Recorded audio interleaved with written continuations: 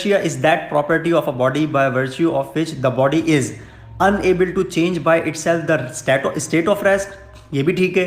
B में लिखा हुआ है unable to change by itself the state of uniform motion, ये भी ठीक है. Unable to change by itself the direction of motion, ये भी ठीक है. लेकिन ये इंडिविजुअल ठीक है ना, तो ऑप्शन ऑल ऑफ दीज भी नजर नहीं आ रहा. लेकिन ऑप्शन डी में लिखा हुआ है जिसमें सारी बातें कवर हो रही हैं, unable to change by itself the state of rest and of uniform linear motion. ये डी पॉइंट ऐसा है जिसमें सारी बातें कवर हो रही हैं, जो कि इनर्शिया की डेफिनेशन भी है. तो इसका जो करेक्ट ऑप्शन है वो क्या है? Option D. Newton's first law of motion describes the following. हमें पता है कि Newton's first law of motion law of inertia भी कहलाता है. तो इसका जो करेक्ट ऑप्शन है वो क्या है? Inertia. A particle is moving with a constant speed along a straight line path. A force is not required to. हमें इन चार कंडीशंस में से किस कंडीशंस के अंदर फोर्स रिक्वायर नहीं है? ए में लिखा हुआ है टू इंक्रीज इट्स स्पीड. नहीं भाई, हमें स्पीड को इंक्रीज करने के लिए फोर्स चाहिए होती है.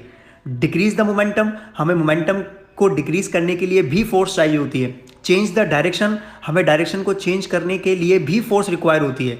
और डी में लिखा हुआ है keep it moving with uniform velocity. हाँ, फोर्स हमें नहीं चाहिए होती है to keep the body moving with uniform velocity. तो इसका जो करेक्ट ऑप्शन है वो क्या है? Option D. In doubling the mass and acceleration of the mass, the force acting on the mass with respect to the previous value. ये पूछना चाह रहा है कि अगर हम मास और एक्सेलरेशन दोनों को डबल कर दें, और हमें पता है फोर्स का फॉर्मूला क्या होता है? F is equal to ma. तो अगर m को भी डबल कर दें, a को भी डबल कर दें, तो डबल डबल से मल्टीप्लाई होगा तो 4 टाइम्स हो जाएगा. इसका मतलब जो न्यू फोर्स होगी वो 4 टाइम्स हो जाएगी इंक्रीज ना. तो ma. तो अगर m को भी डबल कर दें, a को भी डबल कर दें, तो डबल डबल से मल्टीप्लाई होगा तो 4 टाइम्स हो जाएगा. इसका मतलब जो न्यू फोर्स होगी वो 4 टाइम्स हो जाएगी इंक्रीज ना. तो इसका जो करेक्ट ऑप्शन है वो क्या है? इंक्रीजेज 4 टाइम्स, यानी कि option D is correct. Swimming is possible on account of. हमें पता है हम जब Newton's third law of motion के एग्जाम्पल्स पढ़ते हैं तो उसमें ये एग्जाम्पल लिखी हुई होती है. तो स्विमिंग जो है वो पॉसिबल होती है कौन से लॉ के मुताबिक?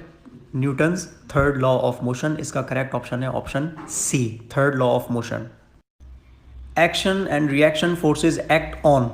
हमने पढ़ा हुआ है कि थर्ड लॉ ऑफ मोशन के अंदर के एक्शन और रिएक्शन कभी भी सेम बॉडी पर एक्ट नहीं करते, ये हमेशा डिफरेंट बॉडीज़ पर एक्ट करते हैं.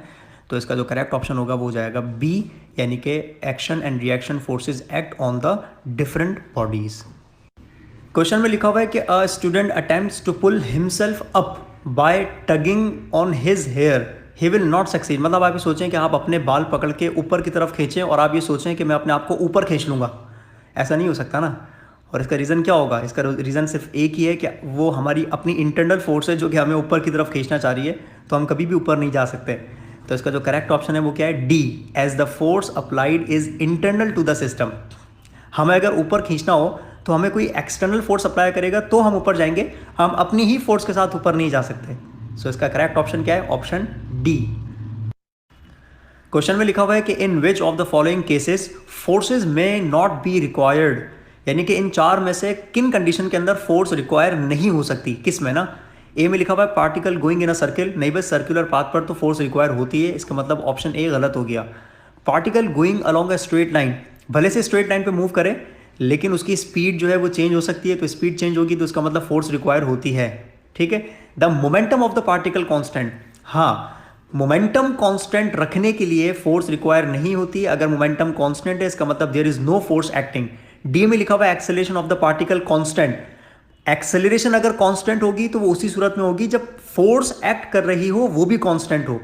तो इसका जो करेक्ट ऑप्शन आ रहा है वो आ रहा है option C. A body whose momentum is constant must have constant. अगर बॉडी का मोमेंटम कांस्टेंट हो तो इनमें से क्या कांस्टेंट होना चाहिए? फोर्स. नहीं भाई, फोर्स होगी कांस्टेंट होगी तो मोमेंटम कांस्टेंट नहीं हो सकता. फोर्स के होने से मोमेंटम चेंज होता है. हाँ, वेलोसिटी कांस्टेंट. अगर बॉडी की वेलोसिटी कांस्टेंट हो तो मोमेंटम भी कांस्टेंट होगा.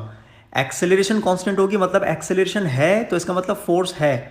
तो इसका करेक्ट ऑप्शन क्या है? अगर बॉडी का मोमेंटम कांस्टेंट है इसका मतलब बॉडी की वेलोसिटी कांस्टेंट होनी चाहिए. क्वेश्चन में लिखा हुआ है कि a rocket can go vertically upwards in earth's atmosphere because. और ये जो कंडीशन लिखी हुई ना, एक्चुअली ये Newton's third law of motion की एग्जाम्पल है. मतलब उस रॉकेट में से जो नीचे की तरफ गैसेस निकलती हैं उस गैस की वजह से उस रॉकेट के ऊपर रिएक्शन होता है तो वो रॉकेट ऊपर की तरफ जाता है. तो इसका जो करेक्ट ऑप्शन आपको नजर आ रहा है वो ऑप्शन डी है, of the force exerted on the rocket by gases ejected by it. ठीक है, ये Newton's third law of motion की एक्चुअली जो है वो एग्जाम्पल है, या यूं कह लें कि law of conservation of momentum की एग्जाम्पल है। तो इसका करेक्ट ऑप्शन है option D. Jet engine works on the principle of, और हमें पता है कि ये एक्चुअली एग्जाम्पल है किसकी, कंजर्वेशन ऑफ लीनियर मोमेंटम की। तो इसका जो करेक्ट ऑप्शन है वो क्या है, ऑप्शन सी, यानी कि कंजर्वेशन ऑफ लीनियर मोमेंटम।